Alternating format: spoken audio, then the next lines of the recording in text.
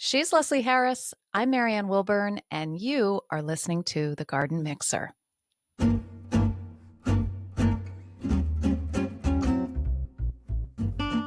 Hello, Leslie. Yeah? Hello, You Marianne. ready?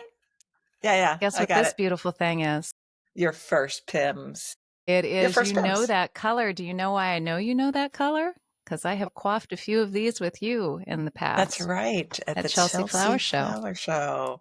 That one that is in your hand probably has booze in it, as opposed to the ones at Chelsea Flower Show. They don't As want a bunch opposed of to the drunken people. 18 pounds of no booze in a cup. Yeah, I mean, they say there's booze, but I would have known. I would have known. Hey, so this is a great show. It is sort of not named except for the person who's going to be on it, and it is the Linda Vater episode. She of Potager Blog is going to come and join us in a few minutes. But before we start with Linda, we have a few things for Clear Up You sound Corner. like a school teacher. I just want to make sure that you know that. Well, I was, so okay. All right. We have a few Get your energy before up, okay? before we review for the quiz. I just want to talk about next week's assignments, okay? You had me for a second. I was sort of like, what is she talking about? Because I'm Uh, all over it. I'm taking notes right now. yeah, you better. Okay. Oh my God, Mrs. Harris said I've got an assignment due. And it's after the quiz, so you got to keep track of all of this. So, keeping track, let's talk about the yellow twig dogwoods, which did not die. I Die. have fabulous news. I have wonderful news and I have tragic news today, this week in the garden. As usual. I mean, that's what gardening is, right? It's wonderful news and it's tragic news. It's that a constant fun of that. But it is fun. The yellow twig dogwoods are not dead. I'm telling you, they gave up enough blood to fill all the New Jersey blood banks. I don't know why we'd be shipping dogwood blood up to New Jersey, but I'm just, it came Certain in my head. needs, I guess. I don't know. Yeah.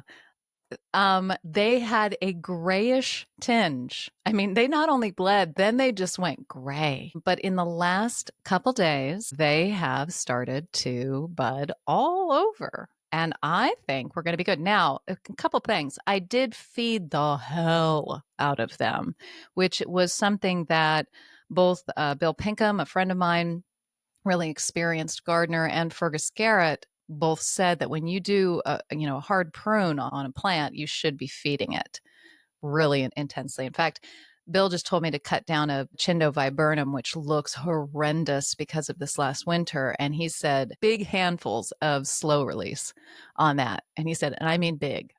I don't know if I'm going to do it. I have a feeling that maybe I could do something to make it look good, but I don't know. It's pretty bad. That's not the tragedy, though. That's not the That's tragedy. not the tragedy. No. Here we go. The What is tragedy it? is and a little bit of hubris too, because I have to admit, I was feeling pretty proud of myself of the job that I did on my wisteria. This is Wisteria sinensis on a pergola. I mean, that thing looks like $1,000,000, and it was so obvious it was going to bloom in this just perfect situation. And I've been watching them getting bigger and bigger and fluffier and fluffier. And then we had a freeze. And we had a freeze. And I was so busy covering the regersia and other various little bits, little vegetables that I'd put in, that I didn't even think about the wisteria. And I didn't What think could you about have it done? until, Honestly, that's a big pergola. well, I mean, at this point, I keep it pretty in check. And so I could have covered it with fleece. Would I have, though? I don't know, because it's really tearing me up to see all these little brown blossoms. Now, there is a possibility that I'll get one or two when the leaves start to come out. Sometimes they will do that. They'll not rebloom, but they'll have some later blooming buds. It's not the 97 that I counted. And Oh, yeah, so so there are two sad. sad parts of this. One, that she lost her buds. She lost these beautiful blooms that were going to come. Two, that she actually took the time in her very busy life to count them. 97 of them. That is a mystery to me. You want to know what you lost. I lost 97 blooms. I would have But said, "Oh, that's a lot." the, there's another upside. The upside is that the Wisteria frutescens, which is the native North American native, it blooms a little bit later. So I've got blooms starting on that had not even really budded by the time the freeze came. So I've got maybe, I don't know, 5 or 6 on that. It's a small plant. It's still young. So I will have Where some do you grow wisteria that one? by the front door. Oh, okay. All right, cool. Yeah. All But right, so no I tradition. really gave it its reign last year. I did not do any choppy of it. And so it gave me a lot of vegetative growth and not a lot of flowering woods. Anyway, lesson learned. Yeah. All right. We need to remind people that they should always subscribe and follow us, and that we are now a video podcast on YouTube. And we have very few followers, and we're feeling a little sad. I haven't That quite. is not the way to say this. Let's try that again. Okay. Go back. We are just starting and we have got some new subscribers. We are so excited to have them. Looking forward to how many we're going to have in the future. Is that better, Leslie? That is so much better. But Thank you. it's, this is a time thing, and we have just started on YouTube, and I figured out how to post things on YouTube. Furthermore, I figured out how to slide in photographs of almost every plant we talk about. And it's so exciting because if you're a visual person, or if you're more of a beginning gardener, you can see what we're talking about. And it's really nice. Of course, listening is fine too, and we will always be there just for your listening. And then if you want to read and learn even more, go to Substack, because that's where Marianne does her magic. If you've got you want those links to some of the things we've talked about, perhaps a place to buy a plant. We're also an Amazon affiliate. We have sold our soul. Wait a minute. Let me say that again. We have very, very Reframe. excitingly, we have taken on the mantle of Amazon affiliates, but it doesn't change what we recommend. Let me just say that. All right. So, what else do we have to talk about? We have to talk about a couple really amazing reviews that we got this week. Before we do the reviews, I just want to say the poll to our One More Sip episode about labeling plants put 100% of the people on Team Marianne to label, which just fills my little shriveled heart with joy. Can I do a caveat on that one, please? Yes, you may. The people who are not going to label the plants are certainly not going to take the time to say, hey, I don't label my plants. But they're These are the lazy lazy across the people. board. Across the board. Oh, I know you're out okay. there, you people on my team. I know you're there, silently doing other things that don't have to do with labeling or taking a poll. So thank you for That's all being right. you. We'll rule the world, though. So Yeah. labeling our plants. And we got a lot of wonderful comments on different plants that we should use and think about for the yellow and blue episode. And we're Yeah. going to talk about some of those. We just are not going to do it today.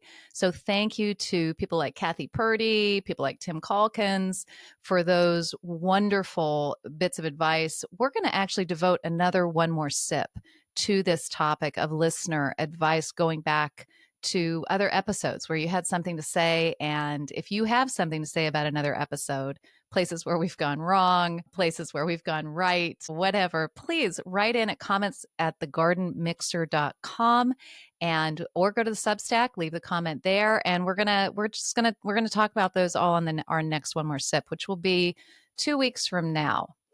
Right? And well, yes, depending on Yeah, when you're listening to it, because this is that's right. evergreen material. Yeah, we will love to take advantage of all these people who are at least as smart as we are. In my case, probably a lot smarter. So thank you for all that information. And one great review that we wanted to read, Sailor Girl said, let this podcast stand as a testament to the magic that can happen when friends, gardening, and cocktails collide. And she went on and on with a few more lovely sentences.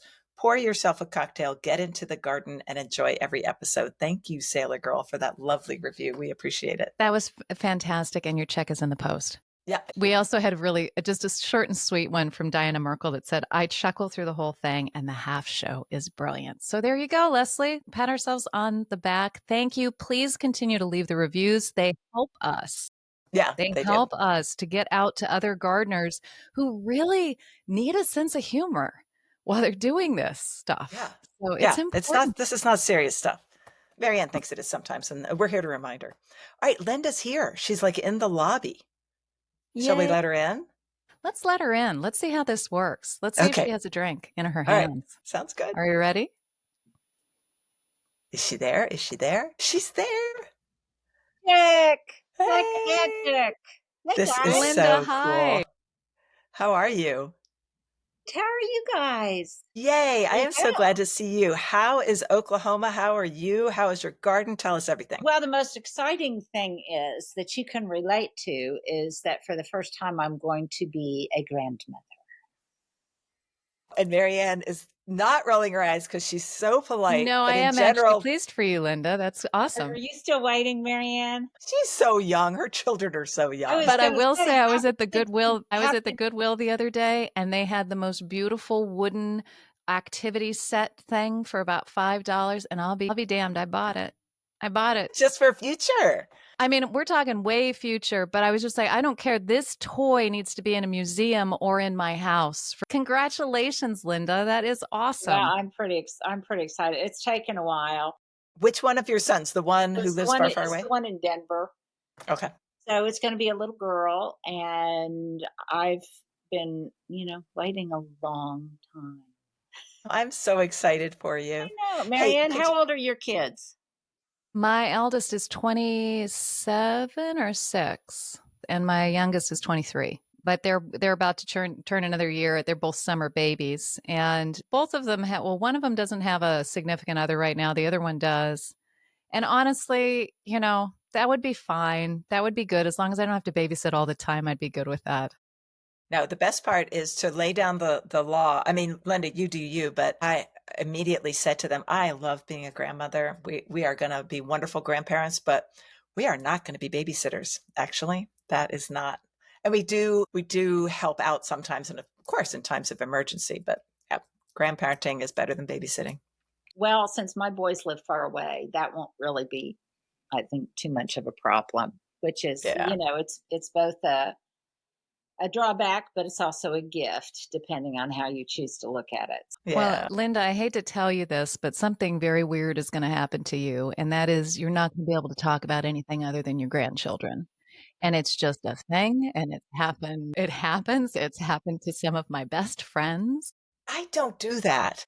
Well, you do stop, but if you're asked to stop, you do stop. But I've seen you and Scott Berline together Oh, we're with just trying your to drive you phones. crazy, Yeah. and we do. So it'll be nothing else but the grandkids. So do try and back off a little bit and remember who you are. Remember the plants. Yes. Yes, yes, absolutely. Well, Remember why you're on this planet. yeah, I think in that case, I have kind of a self-protective selfishness that I think will serve me well. That sounds good. Yeah, You that know, works. I'm one of 10, Marianne. So I raised a lot of my brothers and sisters. So I kind of know now where to draw the line on those kinds of things. I already kind of feel like I did my shift early on, even before I got married. So Yeah. that's Well, thank congratulations. you. And what else is going on? How's that beautiful garden, the cottage on the hill? The cottage on the hill. Actually, it is right now. It's spectacular. Now, it may not be tomorrow where I apparently we're going to have kind of monsoon conditions for the next 2 or 3 days. But right now, it's been spectacular. And we had a really late spring. Well, it was early and then it was late, our spring. How about you guys? Pretty normal, but a little cooler because we had a harder winter than usual. What do you think, Marianne? Yeah, I have been trying to figure out what exactly has been going on because at first I felt like it was later. It was starting later. And then all of a sudden I'm looking at photos and realizing that some things are actually earlier and the timing is off. Yeah. The things that bloom with other things are not blooming with other things normally. And I'm not quite sure why that is, but that's why we do this is to try and figure that out. New combinations. I was listening again to the last interview that I had with Linda, where we talked about her fabulous journal book. And you are really good, Linda, about writing down weather and what's blooming and that sort of thing. So that the way this journal is organized, you can see not just that day, but that day for the consecutive Yeah, 4 or 5 years ahead of I time, right? know. And here we were a good week and a half late. And I Interesting. can always time it because my garden usually peaks, my tulips and all of that kind of stuff typically peak a week after the Myriad Gardens, our public gardens downtown, have their tulip festival. And mine usually blooms a week after that. And this year theirs bloomed when mine normally blooms, and mine bloomed a week later. But the the nice thing was I had a big fundraising garden tour that weekend. So it actually was at its dead on peak on the day of the garden tour, which was very unlikely. And Fantastic. the garden tour was supposed to be the week before, and we had to move it because of rain. So some things do have a happy ending. That's a thing with garden tours is that you're biting your fingernails thinking you can't be really sure. They have the huge cherry blossom festival here in DC every year. It's got to be in this certain area, and they've got all of these events around it, and it's a big deal. And then if something went wrong in the winter, they still hold it, and they have decide the sort of time it's going to be. But I can't imagine that level of uncertainty for something big.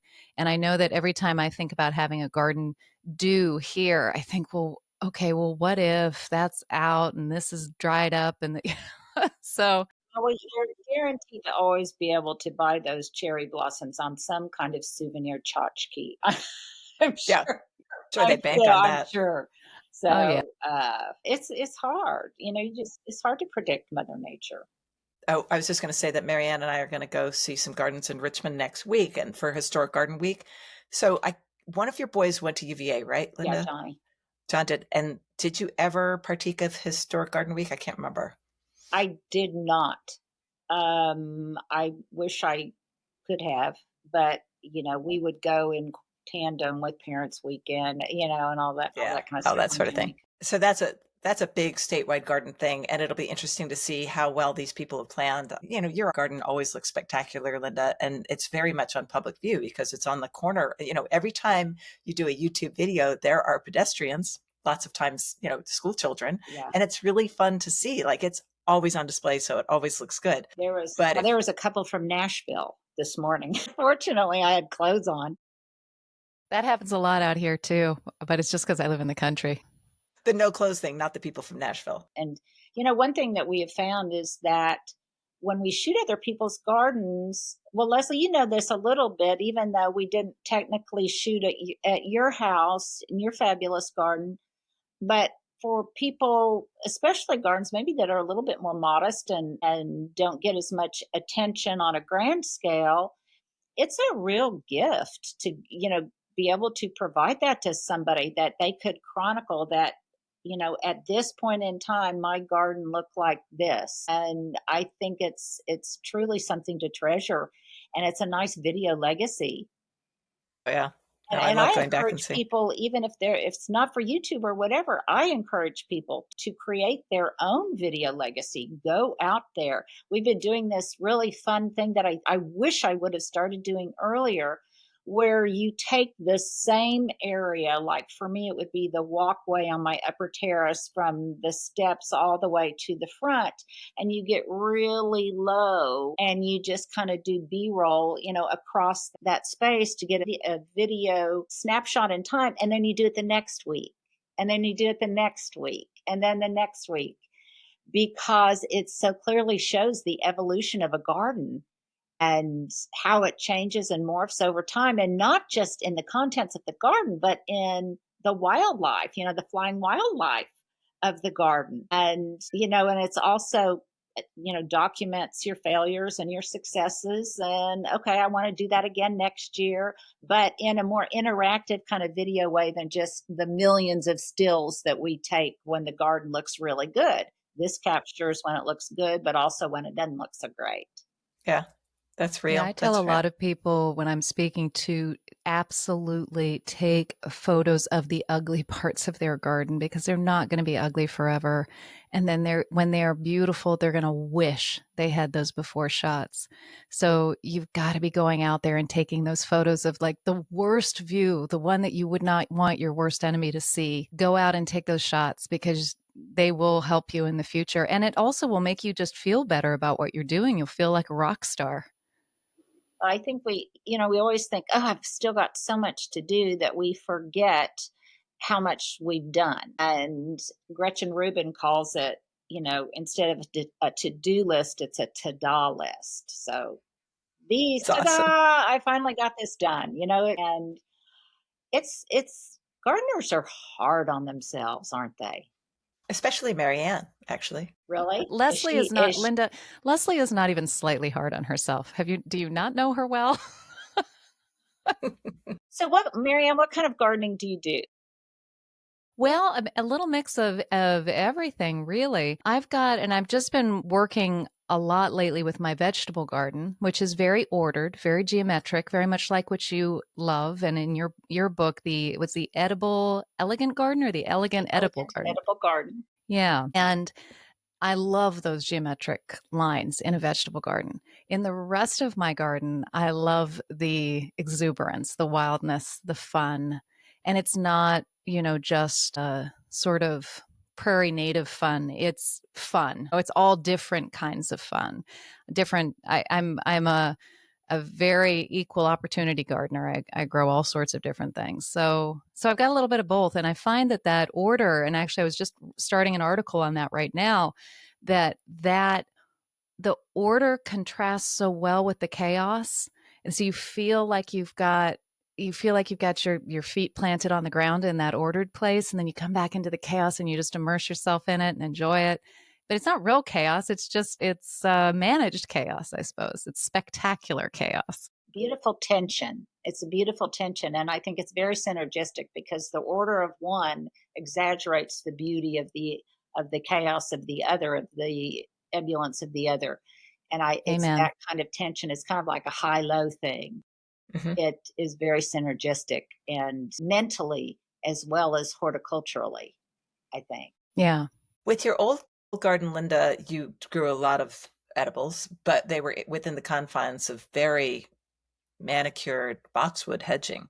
And do you find that you're doing that in the cottage on the hill also, or are you doing your edibles more in the backyard? Because I know you do Yeah, garden in the they're back, but more in more the in the front. backyard, and I don't have the kind of room that I had before, but they're raised bed gardens. I mean, yeah, they're on stilts. I don't even have to bend over. And I love that. It's easier on your back and it's just easier in general. Plus, the other garden, as much as I loved it, it was, even though there were fences and there was vertical elements, it was still basically a flat profile. And now it's more of a courtyard garden with more of a kind of a classic, if Williamsburg met the Mediterranean kind of feel, and it seems to have more variations in levels and sight lines and things like that, which I like. And I can't grow as much as I grew before, but the beauty of what I love living here at the cottage is that I can walk to the farmer's market so much more easily than I could before. I can walk just about everywhere I want to go. And so I don't feel that same need. And my kids are grown now. It's just my husband and myself. So I don't need as much as I used to need. And In terms of edibles. yeah, I think it's just, I talked about a lot in my book, and it's what constitutes good garden fit, and what fits at what's one stage of your life, as you well know, Leslie, it doesn't fit at another stage in your life. And it's that point of recognition, that moment of recognition, that really is, I think, just so pivotal and your continued satisfaction as a gardener going forward. I had a fun moment today, sort of an epiphany. Linda actually called me the day that I was moving. She's like, "How are you doing?" I know. I just, I was so busy, and I thought I didn't I call would her. not pick up the phone for Not a good anybody. Oh my friend. God, it's Linda Vater. Hello. Because she well, had just moved away from her garden too, and she just gave me a quick, pick me up conversation. But today, for example, I spent a lot of money at a nursery yesterday. I do not do very many seeds anymore. I know, Linda, you told me in our last interview you've sort of let that one go. I do a few, but not very many. Anyway, I just literally planted a few things, and then I would come and sit and sip on my cool drink and kind of trying to get my toes a little more tan than the rest of my legs. And I would just look around, and it was so relaxed and relaxing. And I knew I'd have a fabulous conversation with two friends tonight. And that just really wouldn't be the way it was in that old garden. you actually are enjoying your Yeah. own And I I'm did garden. having enjoy trouble it. understanding what this means. I know. I I thought of you I'm trying because to I I'm know. trying, I'm I'm going to pour myself more of this gin and tonic. Oh, by the way, cheers, Linda. Did you bring a Oh, cocktail? yes. Yes. But you guys are drinking the hard stuff. What are you Oh, drinking? yeah. Hubs has a gin and tonic in there. And what are you drinking, Yep. Marianne? I've got a Pimm's. Do you drink Yeah. Pimm's? You guys are so highbrow. I just Oh, we are. Well, we do this, we do this once a week. It's a nice way to get We don't together. drink it all in between. No, there's no drinking in between. no. Zero. Yeah, that is a lie. But yeah, my day was, I was pricking out seeds and I was transplanting seedlings and I was putting in some other seeds starting for warm season annuals. But one of the coolest things today was pulling out a pot of some anthriscus that needs to go into the garden and just turning it upside down and having the roots perfectly ready to go in the ground, instead of root bound, instead of the plant starting to want to bolt. And it was just the time, when the timing is right, it is the best feeling in the world. I'm still exhausted, but it is just such a great feeling. I am not. And I think that it's very interesting to me. We spend so much of our young years, our 20s and 30s thinking, you want that land, you want that space to call your own. You don't want roommates anymore, whatever it is. And then you get that land and it owns you. If you're lucky, you get that land. It owns you body and soul. And then to move away from it again to another place, that's I don't know if I have it in me to do that. I don't know if I have it in me to say, I need to downsize right now. I try not to think about it because You're still young. And my the other thing is I think you reframe it. Like I had never considered myself downsizing. I consider You did, but you, in but fact, we did. you did Yes, we did a little some, bit. Okay. Yeah. but not that much. But it's a reframing of not moving away from something, but moving to something that holds an attraction that where you are in the present doesn't have. And I mean, I have not one regret. Do you, Leslie? Only slight, because it was a little bit different. The timing of it had to do with the neighborhood changing. And so it had to be done. It made me very sad to do it. I wasn't moving to a good garden, but I am making a good garden. And that is, Linda, glass half full. That is the way I'm choosing to do it. Like that first fall when I'm toting bags of marble up this tiny little hill. And I'm like, this is going to be a good garden. And it is turning into a good garden. This is only my second summer. And I'm looking around saying, hey, this is good. So yes, I miss it.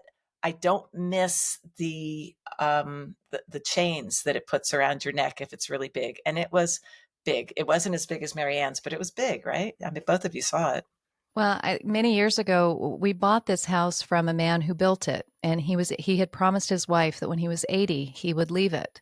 And so much of him was invested in this place, and we stayed friends with them long after until they died. We had him at a party, over a Christmas party or something, and one of my friends asked him, "Do you miss being here? Do you, is it hard to come back?"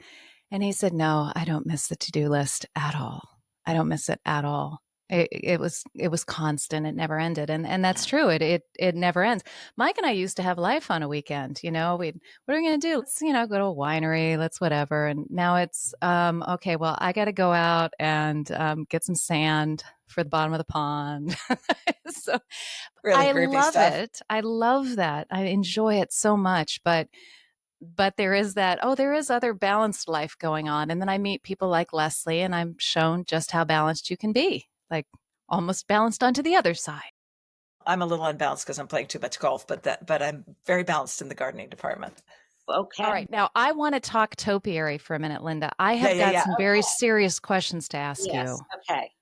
Because I have my very first topiary specimen. Okay. By accident.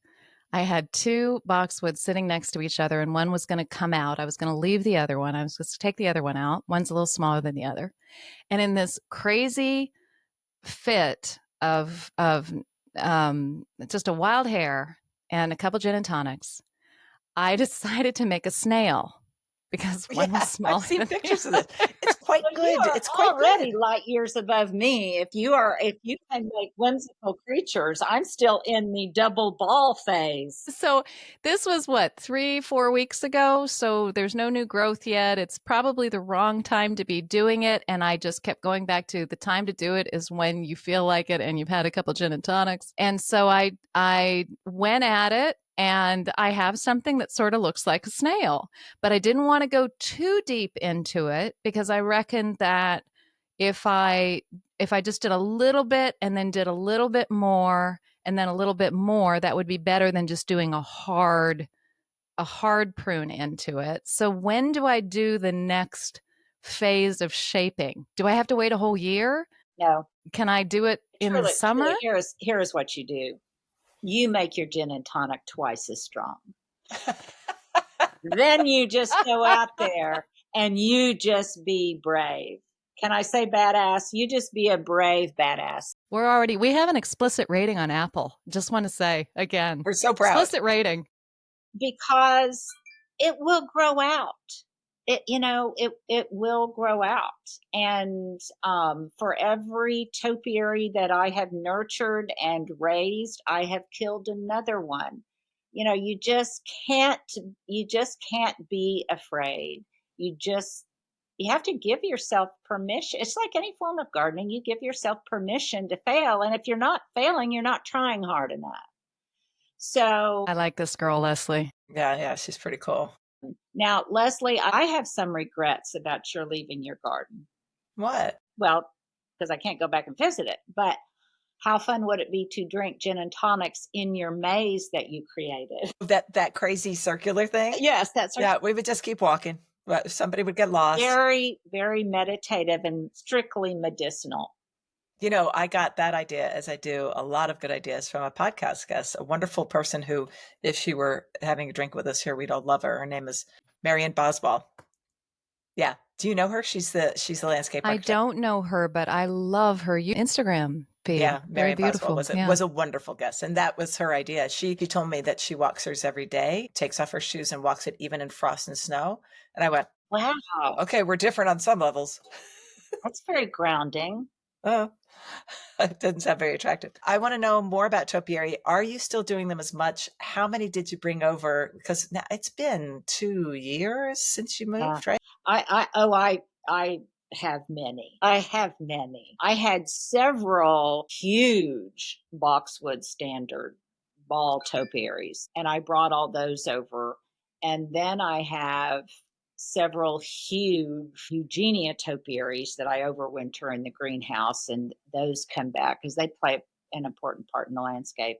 And then I have lots of small myrtle ones, a la bunny melon. I have lots of small myrtle ones, and then I have small boxwood ones. And it's similar to Marianne. You're liking the tension between the orderliness of your vegetable garden and the blousiness and organized chaos of the rest of your landscape. And so I like that. And it can, in this world where we have so little control over so many things right now, it is therapeutic to go out there and exert a little bit of control. It's very meditative. Do you place them and move them throughout the summer? Yeah. Oh, yeah. It's as much fun staging them and getting just the right amount of negative space between each one to enhance its profile and just the right spot of color. And yes, so that's fun for me. And right now, the ones in the front, that beautiful glossy green that boxwood and everything puts on, spring green, where it just shimmers in the April sun. It's just gorgeous. And so now all the roses are coming out, and the foxglove and some alliums and so much salvia. So it's just this beautiful orchestration, I think anyway, of pink, white, and blues and purples. And then there's just these very grounding orbs of green. Yeah. And They're almost like the alliums, but they're green and almost more there's sedate. lots of echoes in shape and form, and I find it really compelling to see those kinds of echoes and repetitions of shapes and forms, and just makes me happy. Sounds like she's ahead of us, right, Marianne? She's Well, speaking she's of definitely ahead of roses, me. salvia. We're not seeing any of those Oh things no, yet. I bet you're talking about Salvia numerosa, right? Like East Friesland and some of this lower growth. Yeah, not the sort of summer. Salvia, I Yeah. can't even keep track anymore, and they have bloomed early and in perfect. You were talking about how things weren't blooming at the same time, and for me, in spring, it's a spring show, and the spring show is an orchestration of many, many things, and the tulips may be the diva, but it is the supporting cast of the salvias and the pansies and the violas and the chamomile and the emerging, whatever, the emerging hosta, the emerging whatever, that blooms together as a congregation, and that's what makes me happy, is that it's not anything in singularity. It is a show, literally a show. It's layers. Yeah. It's beautiful layers. What are your worst mammalian pests that you've got going on? Because you're saying tulips. You keep saying tulips, and every time you say it, a little spike goes through my heart. Yeah, She can't it's do so that. fascinating. I hate squirrels, but interestingly, squirrels leave my tulips alone. I don't know if it's because my garden is so packed that they're not really even sure where they are, that squirrels leave them alone. But they will dig up, and in my raised vegetable beds in the back, I have to put cloches even on those, because they'll dig and bury and make all sorts of chaos. So for me, it's mostly been squirrels, but squirrels for me are a much bigger problem in the fall, because they eat all my pumpkins, all my gourds. They make a holy mess in my neighborhood, and it looks like mass murder, mass. They're eating pumpkins. I mean, I can't even imagine a squirrel getting involved with a pumpkin in You're any way. kidding. Are you serious? No, I mean, I So ravenous in my neighborhood that I have sometimes seen they will take small pumpkins, like a pie pumpkin or a baby boo pumpkin or something like that, and they will chew it. And then I've seen them on the top of garages, on roofs of garages and things, where they carry them up there. And then you can go up to anybody's house, and once it's past pumpkin time or whatever, there will just be mounds and mounds of just pumpkin seeds and half-eaten pumpkins. Wow. They're I've seen a they're few everywhere. nibbles, but It's the biggest problem in my neighborhood. And in fact, that it's is an economic problem, because I'm in an area where it was voted the best place in Oklahoma to welcome Halloween. We nice. have maybe 3 to 5,000 trick or treaters every year. They block off the Whoa. entire neighborhood, the streets. They have police, they have whatever, and the kids can just wander and roam. So it's a huge Halloween neighborhood, and people, I mean, they have huge pumpkin displays, huge, Half-eaten pumpkin and half. displays. well, this is something new to fear. Thank you so much, Linda. Yeah, Yeah, could you please not tell the squirrels in Virginia that this couldn't but happen? this could be a thing. That pumpkin is really wonderful and should go on their menu. It really surprises me that you guys don't have this problem.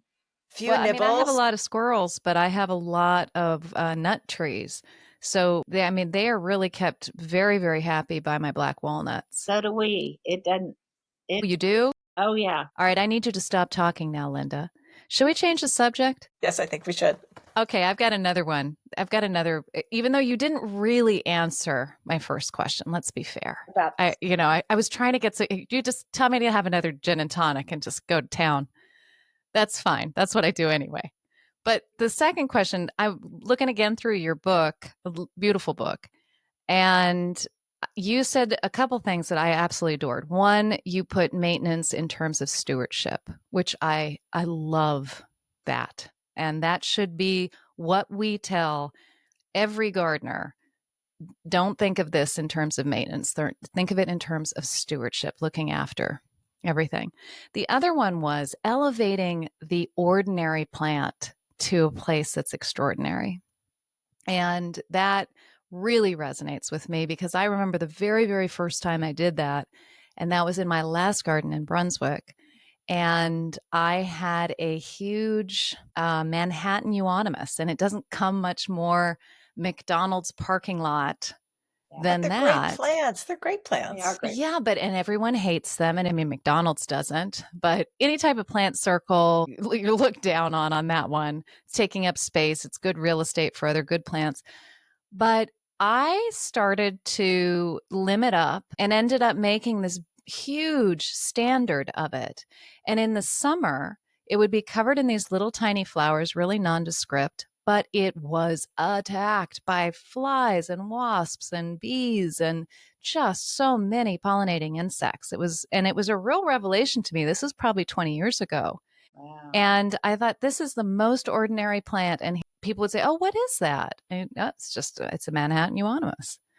And then it might change somebody's mind about maybe growing it. So I loved that part of your book. And I wanted to know your most ordinary plants that you think you can make pretty extraordinary. Well, first of all, I think you only have the luxury of being dismissive like that if you live in an area where it's easy to grow lots of things. If you live in the land of Job, like I do here in Oklahoma, your continuum of plants is rather small, either on the extreme heat end or the extreme cold end.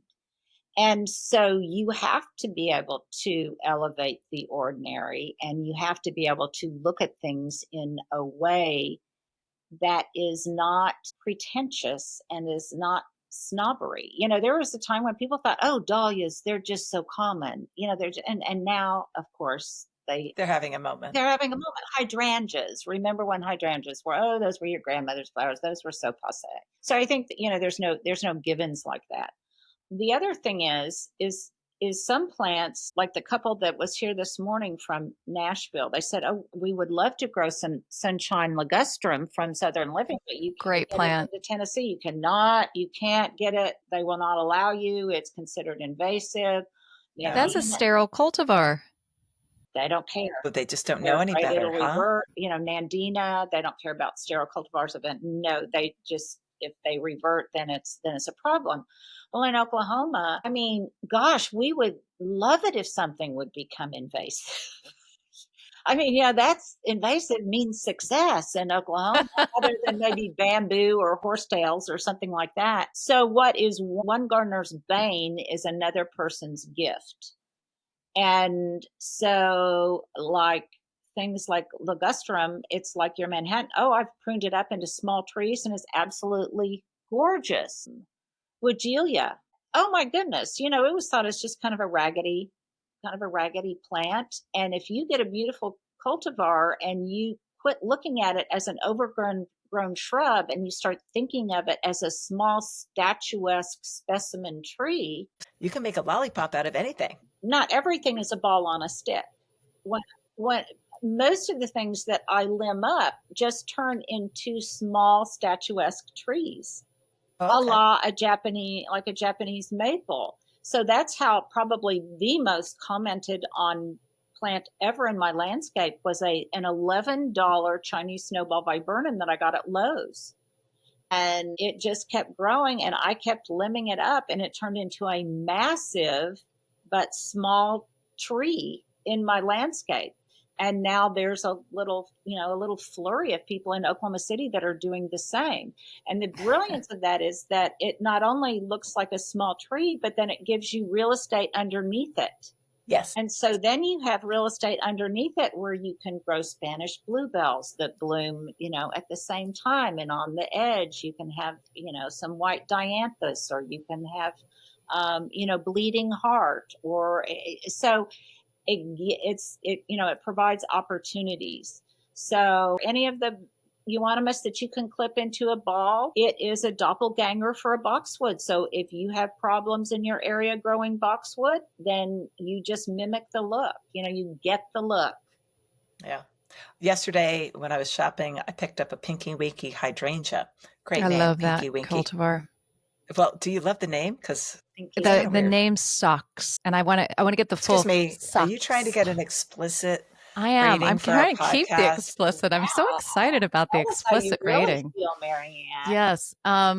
Yes, it sucks. But the Okay, the plant is name, but great. the plant is great. And so that's going to max out at 8 to 10 feet. And what the tag says is always a little bit less. And if it's happy, it could get taller, right? Yeah. Yeah, mine's 12 feet, I bet. So I am going to grow that as a standard because I have sort of miscalculated the sun that hits the bowling alley in the back of my house, and I need to maintain these little shady pockets. And I'm like, it's now 2 feet tall. It'll grow fast, and that's exactly what I'm going to do. I'm going to limb it up and make a tiny tree. It'll reach toward the sun. It'll grow fast enough. It's a great opportunity for just different little microclimates in your garden. And especially imperative in small gardens where real estate is at a premium and you just don't have a lot of opportunities to, you've got to feed your gardening avarice. You've got to have certain things. And so you have to find a way to make it manifest. Yes, exactly. And I So, mean, one of the best reasons for some of those ordinary shrubs and ordinary plants is that they're ordinary for a reason because they're easy to grow for a great right. majority of gardeners.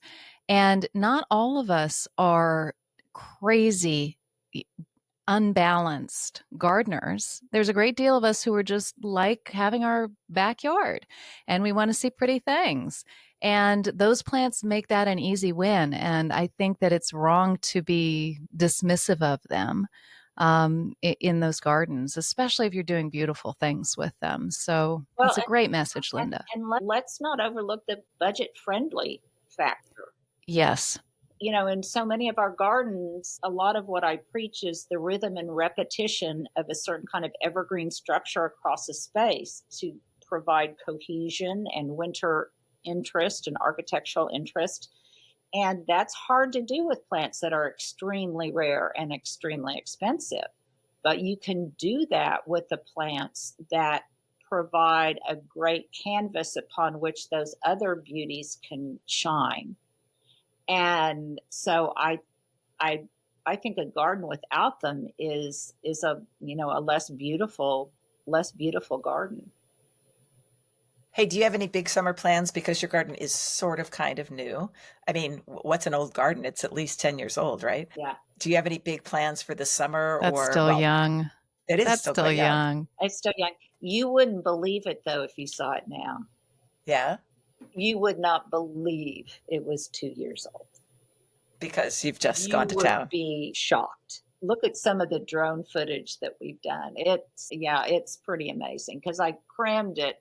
That's probably my biggest failing as a gardener is I really don't have patience. And the older I get, the less patience I have. So I wanted it to look like my vision of it just almost Immediately. immediately. And thanks to Southern Living Plants, that was easier for me to actualize because it looks now like it's been there forever. So, what is your relationship with Southern Living Plants? So I am a spokesperson for them and I'm on contract with them to produce media. And we used to put out really highly edited videos for them to use on their website and, photography and that kind of thing. And then they realized that it was more beneficial for them to use me as an influencer because I get more eyeballs than they do. So now I've worked with them for years. And so we will redo landscapes or I will demonstrate different ways to use plants and I can then show a lot of their plants in situ. So this is, it's not just in a Southern Living plastic pot grown in isolation in a nursery. This is what it looks like in situ and this is what it looks great with. So like right now I've got 3 mammoth balls of sunshine ligustrum and just tons of East Friesland salvia and purple alliums and all sorts of things growing in and around them. And so you can see the potential of not only the plant itself, but plant marriages that will look good together. And I'm out there all the time, but it's because this time of year I'm out there because I'm savoring the beauty and I know how ephemeral it is. And I'm looking to see what seedlings have germinated and things, but ways that you can get a beautiful landscape without a ton of work and with plants that are Southern tough because Yeah, that's what you need. yeah. That sunshine ligustrum is a fantastic It plant, is. and it really is. It's a great dose of color. It's good going up pretty high up. Even if it defoliates, it comes right back. I had a deer get into my vegetable beds where I have it, and it took out a distilium in front of it, which is having a hell of a time regenerating, but the ligustrum comes right back. And I had a friend of mine who's, who knows his plants and said, "No, this plant gets a lot bigger Yeah. than it, they I think at first Southern Living said that it was a 3 to 4 foot. I just remember it being as Yeah. a small thing. It's supposed to be a smaller thing. This was years ago. This was like 10 years ago or something, Linda. And I put it in and it was getting bigger than that and bigger than that. And he had said he'd seen it at 15 feet if it was just allowed to go. But you can So whack different. the hell out of it. Whack the hell out of it. I mean, and Yeah, you can take it down to nubs without any worries about bleeding to death. We just did this with cornus, and it responds beautifully. And he had never seen it flower. I know that the breeder he had never seen it flower. So, Nashville, Tennessee, get with the program, dudes. because it's such a multifaceted plant. Like I've got a tiny one in a window box. And then down at Myriad Gardens, our public gardens here, they have a huge bed of nothing but ligustrum, and some of it is easily 8 to 9 feet tall. The tiny one in the window box, is it a cultivar that will stay small-ish? Not Nope, that it's small. just a regular, Same one. and I Young just one. keep whacking it back, and whacking it back being the official horticultural term. Yeah, that's very official, very technical. So I have a question for both of you experienced gardeners. Just like when we say blue, it's actually a purple flower a lot of times, you know how that is in our world. The tag that indicates the ultimate height of a plant, that's never right, is it? The They just tags haven't grown lie. it for Come long on, Linda. The enough. tags It's lie. lie. It's just a recommendation. They lie Yeah. like dogs. Yeah. Every line item lies like dogs. I mean, Really? I would have thought height more than anything. What else? What height else? lies, but I don't know how many plants, and this isn't just Southern Living. This is all plants. They'll say, "Oh, it's really hardy down to zone 7B." Well, yeah, sure, unless it's minus 15. Because increasingly our weather is more extreme. So, And you are 7B? yeah, we're 7B. So like last year, I think we had minus 15 and we had 112. That is the land Wait, of hang Job. on. You had minus 15 and you were 7B? Mm-hmm. You ain't 7B anymore then. Well, the thing is, if you look at, they're just looking at averages and things, and they're just whatever. But there was, it got down to, I think, 0 in parts of Dallas. So wow. That is extreme weather. That is amazing. No, the thing is, does it last? No, it doesn't last for any length of time. It lasts just long enough to kill your crepe myrtles that were right small trees down to the nubs. In fact, case in point, I had a probably 50-year-old Manhattan euonymus hedge on my driveway at my former home, and probably 4/5 of it died in that one episode. You can't kill a Manhattan euonymus, and it had been there for probably 50 to 60 years. But then it's also that's harsh. off the record, probably there was no rain. It hadn't rained in forever. And so there's just all these, these qualifications. So dead, not just we have to cut this back to nubbins. It was sections of it were dead. And then the other portion was so compromised. And of course, it was hiding a chain link fence, of course. Beautiful. So then what do? You move. Yeah. Oh, that's why you moved. I wondered why you just Yeah, moved. you just move. That's awesome. Well, Leslie, you had sent me an article from the Wall Street Journal on the spring trials that the Home Depot was doing. And they were saying in that article, everything you need to know is on that tag. Everything you need to know is on that tag. And I thought, no, it's not. I mean, they try. I'm not saying people aren't trying, but it's usually an exaggeration. It's always an under exaggeration for height. And it's almost always based on trialing the plant for 3 to 5 years, not for 20. You just haven't grown it long enough. You haven't grown it long enough because these are new cultivars, many of them. So they can't really be sure. So you better have your sharp pruning shears, right? They're just guidelines. Yeah, they're guidelines, and they're very Guidelines. useful, especially to Yeah. beginning gardeners. Yeah. Yeah. If for no other Yeah. reason to remember the cultivar you planted. Yes, You which know? I take photographs of so that, Yeah. and now, your Apple phone is so smart that all you have to do is snap a photograph of that tag. And instead of entering a caption, you can go back and search that word. Well, I know that it's some sort of salvia. What are my salvias? Oh yeah, it's that one. So this is what I do instead of, Marianne gets out her P touch thing and does the labels. Do you Me label your too. plants, Linda? We just did a little mini. Yeah, I No, don't either. I don't label. Okay. So see, Linda and me, we do not label, huh? You guys are very See, cool. you guys are real gardeners. I'm not a real gardener. I am a Oh, yes, you are. no, I no, and I don't say that. I say that honestly. You guys are real gardeners. I mean, I am a pretty good garden designer and I can create beautiful garden spaces. And I know enough about plants to be able to create a beautiful landscape. But you guys know your stuff. Marianne does. Really know. You know what? The thing is that we all do this. And I think it is actually important for listeners to realize that everybody has that imposter syndrome of what they know and what they don't know. And we're all looking at each other thinking, you know more, what have you. I'm in the same boat you are, Linda. I'm a second career horticulturist. I don't even say I'm a horticulturist because I wasn't trained as a horticulturist. I was trained in archaeology. And before that, I was in drama, for God's sake.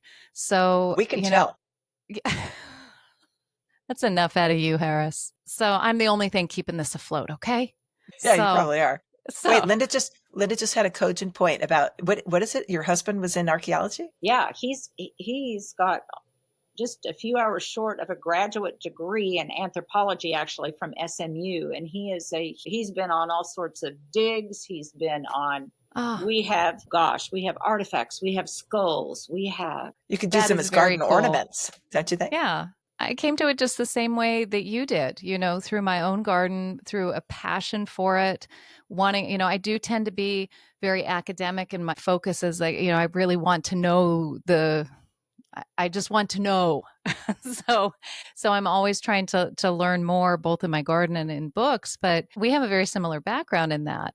It's not helpful for listeners to think that, oh, you've got to do it just right and you have to go to this school and you have to just some of the best gardeners I know, I mean truly the best gardeners I know did not study horticulture. Now, there are a great deal of those that I do know who did study horticulture, and they're extraordinary too. But there are some people out there who just had a knack for it. I mean, a lot of big designers and gardeners. Beth Chatto, she had no formal education. She is the queen of sort of almost plant ecology when it comes to where does a plant go and where does it do well. She could, she was able to stand up with the best of them. Won 10 gold medals at Chelsea.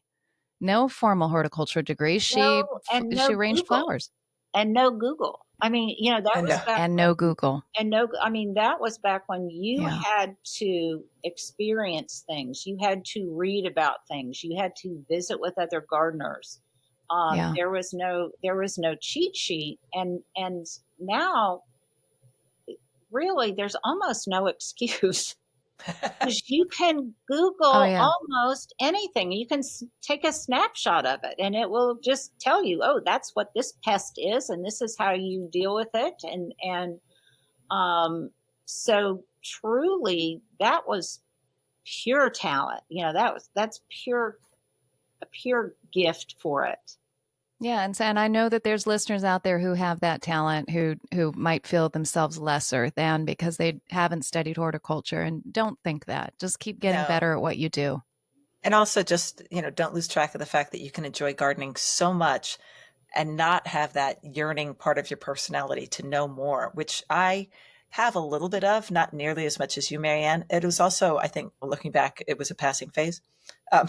Because I used to study every catalog that came in the mail and I had to know. And now I'm like, yeah, do I really have to know to enjoy my garden? I don't know if I have to know. The other thing I think we need to embrace about gardening is gardening isn't just being a gardener and being out in your garden. I mean, now, people say, oh, well, do you really miss your other garden? Well, maybe, but I wouldn't have time to do the things that I do now, which is to talk about gardening, to write about gardening, to produce videos about gardening, to share with my neighbors about gardening. I wouldn't have the bandwidth to do all of that kind of stuff if I was out there weeding. Sorry, I just need to go cry in the back corner. I'm just going to be back there just for a moment. I need a moment.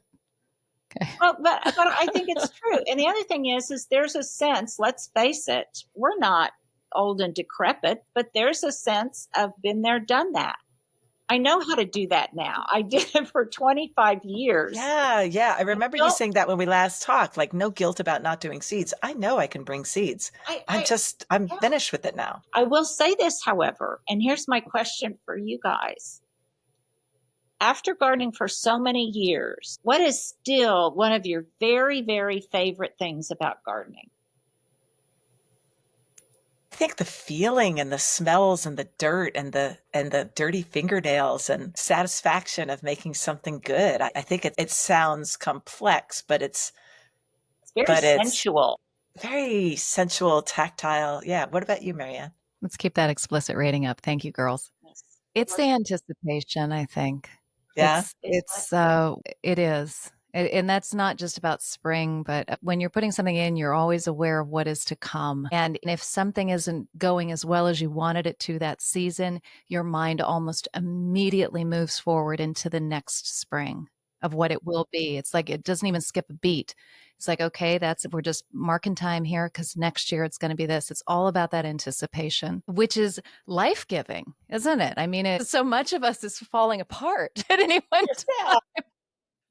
It's just, you're starting to work with all the creeks and all this stuff, and this earth is coming back every year, and it just gets more beautiful. And yeah, it's about the anticipation. Primal. I think it's primal. Oh, it is. And yeah. my new favorite thing is I derive, even though I'm not doing a lot of seeds intentionally, or growing a lot of seeds or whatever, I still get probably more childlike glee out of seeing a seed germinate than almost anything.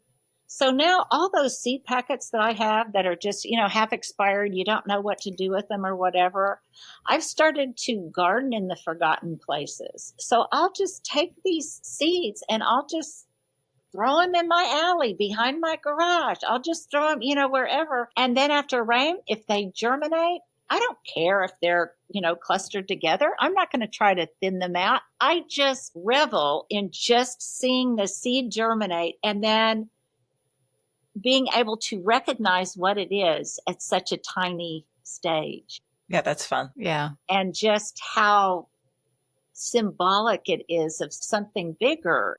Like today, my photographer, he was just going, it is really amazing to believe that half of what's here just came from a little brown speck. No matter how old you get and how cynical you get, it is still simply amazing. Yeah. It's the best. It's the best pursuit. And I bet you anybody who's listening to this agrees. Else, why are you listening to us? I have no idea. Why are you listening? Yeah. Go find something else to do. A witty conversation, obviously. Can't fall asleep. Linda, you are so good to come and join us for a cocktail and cheers, although I think your glass might be close to empty. The only thing better would be still got a little in the bottom of mine. Together. Marianne, I need to meet you in person. Well, come to Virginia and see us, and that would be lovely. Oh my gosh, I will try. Linda, thanks so much for coming to see us, and we really appreciate mixing it up with you. Flattered. Good. All right, we'll see you next time, listeners and watchers. Don't forget YouTube.